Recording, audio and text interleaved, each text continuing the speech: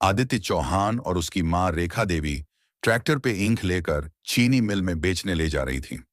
Aditya Chauhan college की student थी जो मां का हाथ बटाने के लिए आई थी, और उसकी बड़ी बहन निशा चौहान इसी जिले की एक बहुत बड़ी एसपी अधिकारी थी।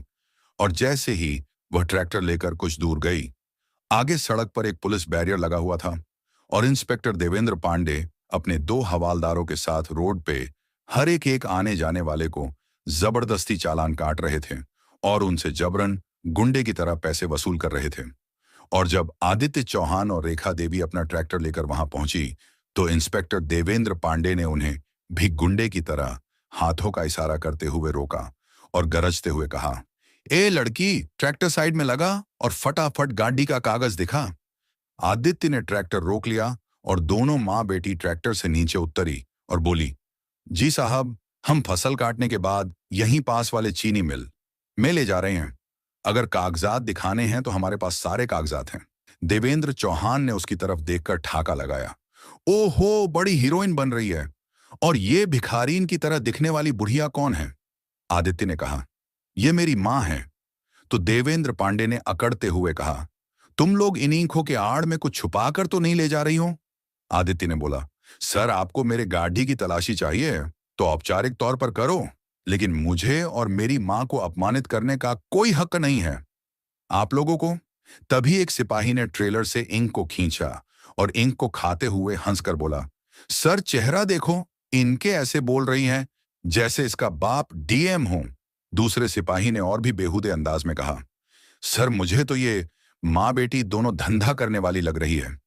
यह शब्द आदित्य के दिल में चुभ गया। उसकी आंखें लाल हो उठी। उसने गहरी सांस लेकर जवाब दिया, जुबान संभाल कर बात करो। ये मेरी माँ है। हमारे पास सारे कागजात मौजूद हैं। अब सिर्फ अपना काम करो। किसी के बारे में ऐसे शब्द बोलना पुलिस वालों के मुंह से शोभा नहीं देता। इतने में इंस्पेक्टर देवेंद्र पांडे गुस्से में आग सी भड़क उठा और बोला, अबे चुप, तेरी जैसी लड़की हमें बोलना सिखाएगी? हमें कानून मत सिखा। हमें अच्छी तरह पता है कौन सही है और कौन नहीं। चल, तेजी से निकाल कागज। आदित्य ने ट्रैक्टर की डिग्गी से लाइसेंस और कागजात निकालकर देवेंद्र पांडे को दिए। देवेंद्र पांडे ने कागजात को बिना देखे ही फाड़ कर फेंक दिया और गरज कर चिल्लाया, अबे मूर्ख लड़की, हमें उल्लू बना रही है। नकली कागज दिखाकर सोचती है कि ऐसे ही निकल जाएगी। हमसे चालाकी कर रही है। आदित्य को गुस्सा आ गया और बोली, सर, ये क्या बदतमीजी है मेरे?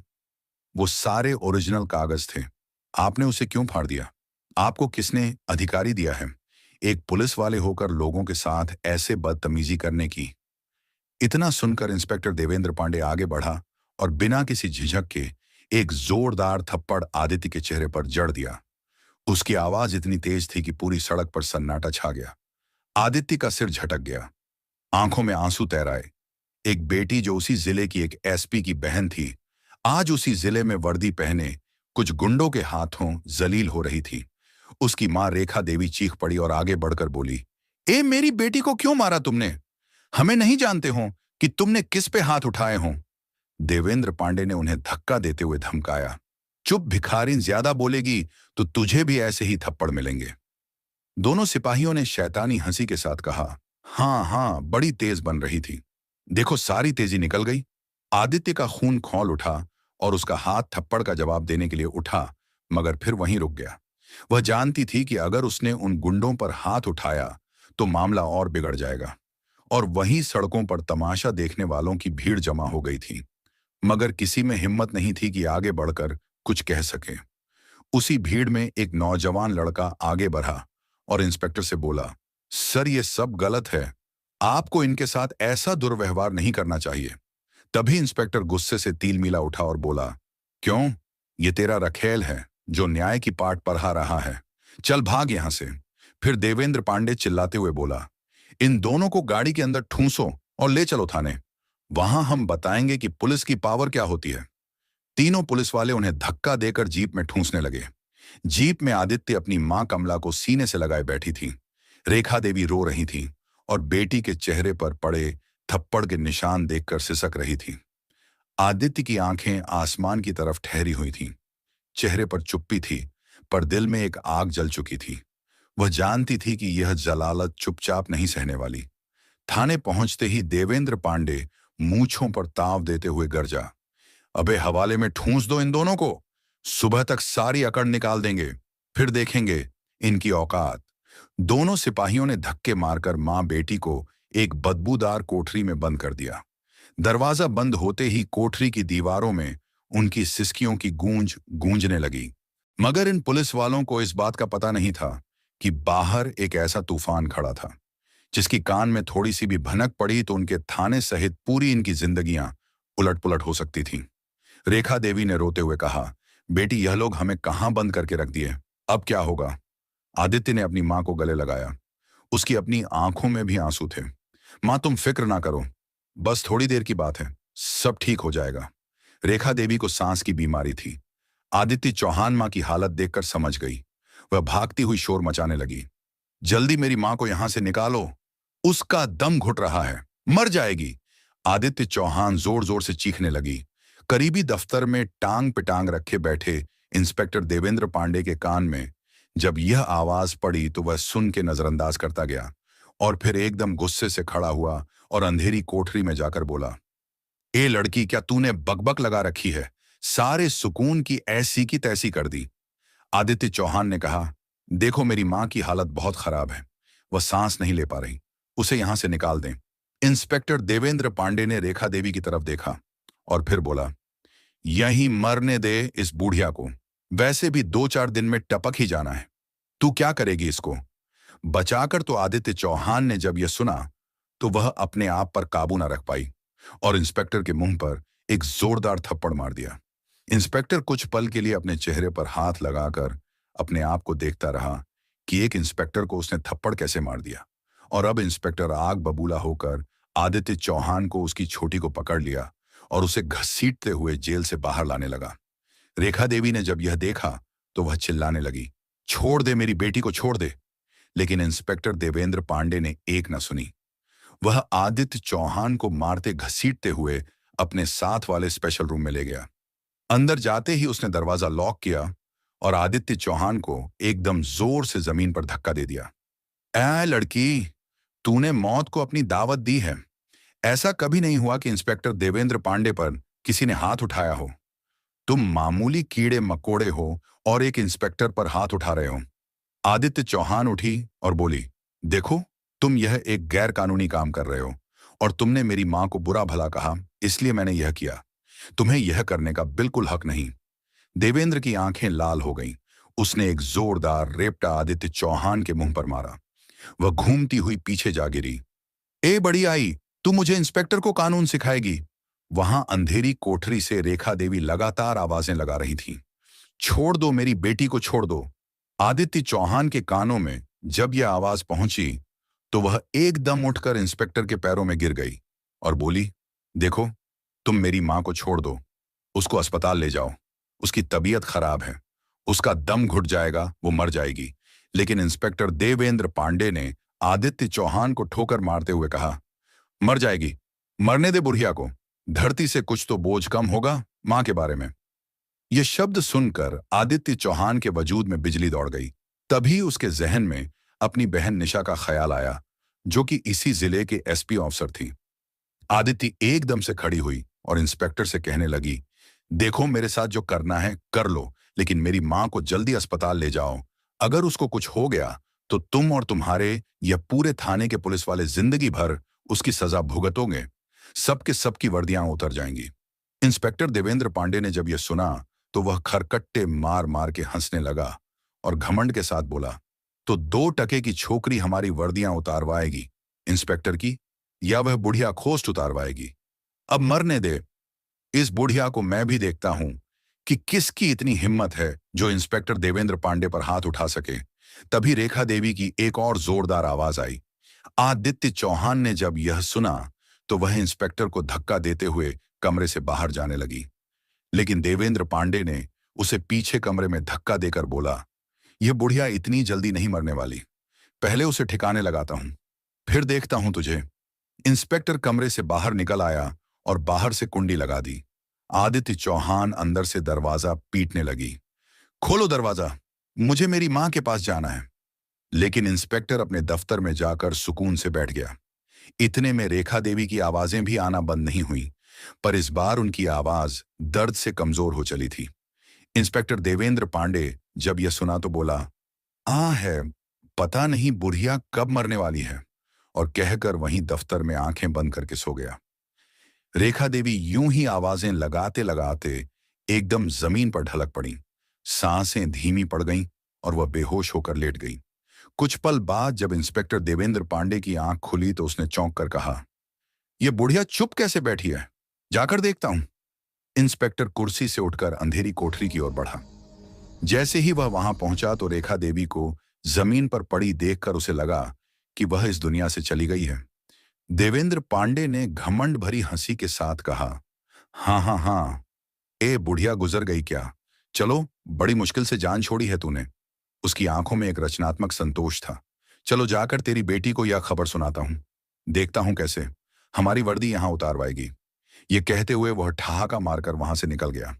देवेंद्र पांडे ने आदित्य चौहान को जिस कमरे में बंद किया था, उस दरवाजे की कुंडी खोली और अंदर घुस गया। अंदर आते ही वह जोर जोर से हंसने लगा। आदित्य ने जब इंस्पेक्टर की तरफ देखा तो आंसू और डर से उसका चेहरा फीका पड़ गया। वह दौड़ती हुई देवेंद्र पांडे के पास आई। मेरी मां की तबीयत कैसी है? मुझे उनसे मिलने दो, मैं हाथ जोड़ती हूं। उसने अवधि में गुहार लगाई। इंस्पेक्टर ने धत्कारते हुए कहा, तुझे उस बुढ़िया से मिलने के लिए अब अगले जन्म का इंतजार करना होगा। आदित्य के शरीर से जैसे जीवन ही निकल गया। कहाँ है मेरी मां? क्या हुआ, उसको ठीक तो है ना? उसने कांपते हुए पूछा। इंस्पेक्टर हंसते हुए बोला, बुढ़िया एक कोने में पड़ी हुई है, मरी सी। यह सुनकर आदित्य के पैरों तले जमीन खिसक गई। वह एकदम पत्थर जैसी ठहर सी गई। तुरंत ही आदित्य ने देवेंद्र पांडे को धक्का देकर पीछे हटाया और आवाजें लगाते हुए अंधेरी कोठरी की ओर दौड़ी। वहां पहुंचकर उसने देखा कि रेखा देवी बेहोशी की हालत में जमीन पर पड़ी थी। मां को ऐसे पड़ा देखकर आदित्य का दिल फटने लगा। वह रेखा देवी के पास गिर पड़ी। मां, मां, आंखें खोलो मां। क्या हुआ तुम्हें? देखो मैं आदित्य हूं, मैं आ गई हूं। बोलो तो कुछ।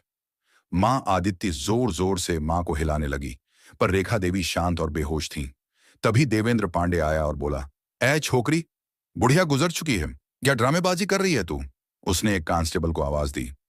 दो कांस्टेबल भागते हुए आए और इंस्पेक्टर के कहने पर बोले, इस बुढ़िया को यहां से उठाकर ले जाओ और ठिकाने लगाओ। कोई पूछे तो कहना एक्सीडेंट में मारी गई है। सिपाहियों ने जल्दी जल्दी रेखा देवी को उठाने की कोशिश की। आदित्य चीख उठी और बोली, कोई हाथ मत लगना मेरी मां को। और तुरंत आदित्य ने बेताब होकर इंस्पेक्टर देवेंद्र पांडे को कालर पकड़ ली और चिल्लाते हुए बोली, तुम लोगों को मैं वो सजा दिलवाऊंगी जो सजा आज तक जिंदगी में किसी ने नहीं दिया होगा। देवेंद्र पांडे ने एक झटका देकर अपना गला छोड़ाया और ठाके से कहा, अबे जा रे छुई मुई, किससे शिकायत करेगी? डीएसपी से, एसपी से? वे सब मेरे पेटी भाई बहन हैं, कोई हाथ नहीं लगा सकता मुझ पर। उसने और घड़ी भर के लिए आदित्य को ठुकरा दिया कि उसकी आवाज न मानी जाए। आदित्य ने आंसू भरी आंखों से मां के लिए खड़े होकर जमीन पर पड़े उनके ठंडे चेहरे को देखा और हकलाकर बोली, मूर्खों। तभी उसी हड़बड़ाहट और निर्दयता के बीच रेखा देवी की सांसें कुछ धीमे धीमे फिर चलने लगीं। एक हल्की सी गूंग समान आवाज आई और फिर उनकी पलकों में कंपन सा महसूस हुआ। आदित्य की चीखें एक क्षण के लिए थम सी गईं और फिर वह जोर से बोली, मां, मां, सुन रही हो? रेखा देवी की आंखें धीरे धीरे खुलीं। वे बेहोशी से उभरते हुए पहले धीरे धीरे अपनी बेटी की तरफ देखीं, फिर सांस गहरी हुई। आदित्य चिल्लाकर उनके गले लग गई। मां, तुम जिंदा हो! देवेंद्र पांडे और सिपाही उन पल में थर्रा गए। इंस्पेक्टर की घमंडित हंसी हंसते बोला, अरे बुढ़िया, तू तो जिंदा है। मुझे लगा कि तू तो टपक गई होंगी। चल कोई बात नहीं, अब दोनों मां बेटी को पूरी जिंदगी इसी थाने में शराऊंगा। और उधर इसकी बड़ी बहन एसपी निशा चौहान, वह काफी देर से अपनी मां रेखा देवी और अपनी बहन अदिति चौहान को कॉल कर रही थी, लेकिन उनका नंबर बंद आ रहा था। निशा चौहान जो इसी शहर में अपने फर्ज निभा रही थी, हफ्ते में सिर्फ एक बार ही घर आ पाती थी। लेकिन जब काफी समय तक आदित्य और उसकी मां का फोन नहीं लगा तो निशा चौहान के दिल में अजीबोगरीब ख्याल आने लगे। पता नहीं कॉल क्यों नहीं लग रही, ठीक तो होंगी ना मां और आदित्य। तभी निशा चौहान को याद आया कि उसके घर के पास जो लड़का रहता है, निशा चौहान ने कहा, इसे कॉल करके पूछती हूँ। तभी निशा चौहान ने अपने मोबाइल पर फैजान राव का नंबर डायल किया। हाँ फैजान, मेरे घर जाकर देखो तो सही, मेरी माँ और आप ही का नंबर नहीं मिल रहा। सब खैरियत तो है? फैजान घर से बाहर निकला और देखा घर पर ताला लगा था। I am outside your house but the gate is locked. यह सुनकर निशा चौहान बहुत परेशान हो गई। उसने उसी वक्त घर जाने का फैसला किया और एसपी निशा चौहान अपनी बड्ढे बड्ढे पुलिस अधिकारियों के साथ गाड़ियों का काफिला लेकर और अपने शहर की तरफ निकल गई। गाड़ी में बैठी हुई वह लगातार अपनी माँ और बहन के बारे में सोचती रही। कहाँ चली गई हैं वह दोनों? कुछ देर बाद निशा चौहान अपनी गाड़ी में पुलिस ऑफिसरों के साथ घर के बाहर पहुंची तो घर पर लगे ताले को देखा और इधर उधर लोगों से पूछने लगी, लेकिन किसी को उनके बारे में कोई खबर न थी। पुलिस अधिकारियों ने घर का ताला तोड़ा और अंदर की अच्छी तरह तलाशी। Moving left, clothes, moving to the next room, मगर अंदर भी कोई मौजूद नहीं था। अब निशा चौहान अपनी माँ और बहन की गुमशुदगी को पता करने वहीं पास वाले थाने में पहुंची तो इंस्पेक्टर देवेंद्र पांडे अपने ऑफिस में बैठा चाय पी रहा था और जैसे ही उसने निशा चौहान की वर्दी पर लगे स्टार्स और अशोक स्तंभ को देखा और इसके पीछे खड्डी है बड्ढे पुलिस अधिकारी को देखा तो चौंक गया और तुरंत देवेंद्र पांडे ने झट से चाय का कप टेबल पर रखा और इंस्पेक्टर देवेंद्र पांडे डरते हुए खड़ा होकर सैल्यूट मारा। जी मैडम, हुक्म कीजिए, कैसे आना हुआ? एसपी निशा बोली, मेरी माँ और बहन लापता हैं, इसीलिए मैं चाहता हूं कि मुझे 3 घंटे के अंदर मेरी माँ और बहन को पता लगाओ कि वह कहाँ हैं। इंस्पेक्टर बड़े प्यार और अदब से बोला, जी मैडम, हम बहुत जल्दी माँ और बहन को खोज निकालेंगे, लेकिन अगर आपके पास उनकी कोई तस्वीर हो तो उन्हें ढूंढने में आसानी हो जाएगी। निशा चौहान बोली, तस्वीर तो नहीं? अच्छा रुको, जरा मोबाइल में देखती हूँ। वो मोबाइल की गैलरी में तस्वीर ढूंढने लगी। ओह हाँ, मिल गई, ये रही। इंस्पेक्टर देवेंद्र पांडे ने बड़े प्यार से कहा, जल्दी दिखाइए। और जैसे ही निशा चौहान ने अपना मोबाइल इंस्पेक्टर के हाथ में दिया, आदित्य और रेखा देवी की तस्वीर देखकर इंस्पेक्टर का चेहरा उड़ गया, उसके हाथ कांपने लगे। निशा चौहान बोली, क्या हुआ, ठीक तो हो तुम? इंस्पेक्टर के दिल की धड़कन तेज हो गई और चेहरे से पसीना टपकने लगा। निशा चौहान ने कठोर आवाज में कहा, क्या हुआ, बताओ क्या है? यह सब इंस्पेक्टर ने कांपती आवाज में कहा, कच नहीं मैडम, हम उन्हें जल्द ढूंढ निकालेंगे, आप जाइए। निशा चौहान को इंस्पेक्टर पर थोड़ा शक हुआ, लेकिन बोली, जल्दी ढूंढो उन्हें। देवेंद्र पांडे ने घबराते हुए कहा, जी मैडम, बहुत जल्द निकाल लेंगे, आप फिक्र मत कीजिए। निशा चौहान वहां से जाने ही वाली थी, तभी लॉकअप से किसी औरत की दर्द भरी चीख सुनाई दी, हमें छोड़ दो। एसपी निशा अचानक रुक गई, उसकी चाल ठिठक गई। उसने पीछे मुड़कर इंस्पेक्टर की ओर देखा। एसपी तेज आवाज में इंस्पेक्टर से कहा, यह आवाज किसकी है? इंस्पेक्टर का चेहरा सफेद पड़ गया, होंठ कांपने लगे। उसने निगाह झुका ली। तभी एसपी चिल्लाते हुए बोला, मैंने पूछा कौन चिल्ला रहा है? वहां अंदर इंस्पेक्टर कुछ बोल नहीं पाया, बस हकलाने लगा।